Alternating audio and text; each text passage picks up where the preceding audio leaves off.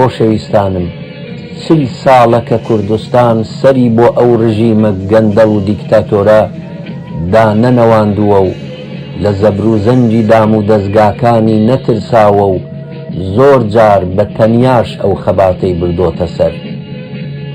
ئێستا بۆ یەکەمین جار لەم 40 ساڵەدا دەبینین کە هەموو خەڵکی ئێران و لە سەرتاسەری وڵاتدا بە گەرم و گوڕی بە دژی ئەو ڕژیمە هەستاون و بوێرانە لە بەرامبەریدا وەستاونەتەوە. دڵنیابن ترسی ڕژیمی کۆماری ئیسلامی و کاربەدەستانی لە هەستانی یەکپارچەی خەڵکی ئێران زۆر لە هەموو ترسێک گەورەترە.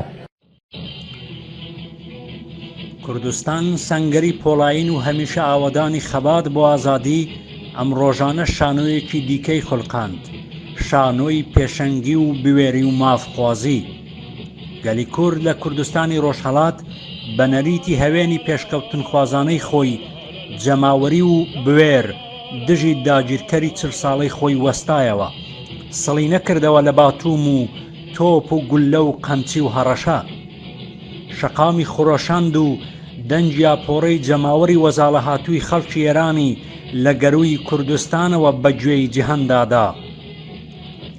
هەر لە بۆکان بووکی شارانەوە تا سنەی سوور، تا مەریوانی داهێنەر، تا جوانڕۆی جوان شیرین، تا ورمەی دەلال، تا سەقزی سەربەرز و تا کرماشانی کوردانەم، هەر هەموو یەکدەنگ هاواری وەستانەوە دژی زۆرداری و بەشمێنێتیان وتەوە. کوردستان جارێکی دیکە ئاسۆی دواڕۆژێکی گەش و ڕوونی نەخشاندەوە بۆ مرۆڤی ئەم دەڤەرە. لەم قڕوقەپەی جیهان، لەم بێدەنجی و ژاوەژاوەی ڕۆژاوە و ڕۆژهەڵاتەی مسکۆ و واشنگتۆن و بروکسل و بەرلین تارانیشی هاتەشانی. دەنجی دلێری هەڵبڕیەوە، دەنجی وەستانەوە بەرامبەر بە زۆرداری و ئەمجارە 100 دەستە خوشکی ئێرانی بە کۆرس بۆیان ساندەوە. 40 ساڵە بە تاق هاوارت کرد، دەنگت نووسا، بەڵام بڕستت نەبڕا. هەستانەوە سروشتی تۆیە کوردستان، ژیلەمۆی تۆ، سکڵی سووری هەستانەوە و بوژانەوەی کوردستان، ئاخێزی ئەمجارەت پیرۆز کوردستان.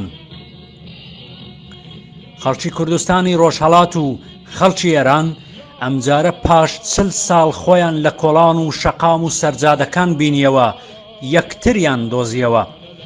دەسەڵاتدارانی تاران دەمام چەند فرێدا و ڕوت و قووت خۆیان نواند، دزێ و درۆزن، نگریس و شوم، بکوژ و چاوسور. ئەو دەسەڵاتەی ئاگر و ئاسن وەڵامیەتی بەداخوازی جەماوەر شەقی تێکەوتووە. ئیستمرار تەڵەب و ئیسلاح تەڵەب ساغ دەبنەوە.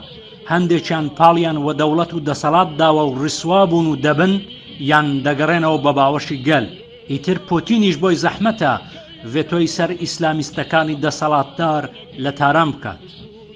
قەیرانە چاڕ هەڵنەگر و ئاڵۆز و لە هەژمار نەهاتووەکان و بەماخێزە نوێشەوە پشتی چەماوەی دەسەڵاتی ناکارامەی نەزان و گەندەڵی ئیسلامی ئەوەندەی تر چەمەندەوە. دەسەڵات و دەوڵەتی مەفلوک ساڵانێکە دەستی بردۆتە سفرە و دڵ و جەرجی خەڵکەوە.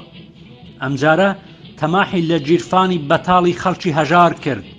ڕوونە ئەم کەمتیارە هارە برسیە زۆری نەماوە. دوورنی ئەو ڕۆژەی لەبەردەم دادگایی دادخوازی جەماوەر چۆکدا بدا بۆ هەمیشە بارگە و بنەی بەرێ و بڕوا و ڕزگاریان بێت ئەو گەلەی شایستەی باشترینەکانن. مێژووت کوردستان مامۆستایە و دەرسوانەت وەرگرە. ڕۆڵەی ژیر و وریا، خوێن گەرم و ئازا هەوێنن بۆ سەرکەوتن. ئاسۆ ڕوونە ڕۆژهەڵات، دەنگ هەڵبرە قیبلەم، دەنگ هەڵبرە ڕۆژهەڵات، سەر هەڵبرە کوردستان، ئازادی و ئازایەتی هەر لە خۆت جوانە ڕۆژهەڵات. حتى كي بسسي وبقاسي بجي